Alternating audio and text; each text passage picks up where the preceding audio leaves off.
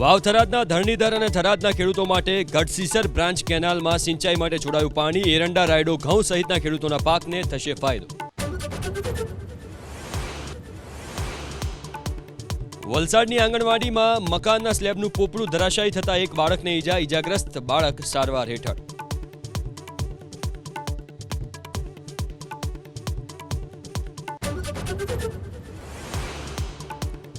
સમાજવાદી પાર્ટીના નેતા આઝમ ખાનની મુશ્કેલી વધી. 2 પાન કાર્ડ કેસમાં આઝમ ખાન અને અબ્દુલ્લાને કોર્ટે સંભળાવી 7 વર્ષની સજા.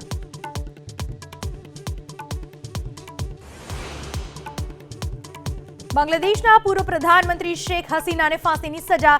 હિંસાના 5 કેસમાં ઇન્ટરનેશનલ ક્રાઇમ ટ્રિબ્યુનલ કોર્ટે સંભળાવ્યો ચુકાદો.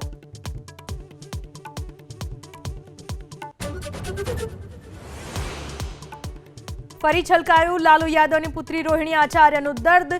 પરિવારમાં હોય છે એક ઝેરીલો વ્યક્તિ જે બેચારો બની તમારા ઉપર લગાવે છે આરોપો. તેજ પ્રતાપ યાદવનું સમર્થન. બોલ્યા, બહેનોનું દર્દ નહીં સમજે તેજસ્વી યાદવ.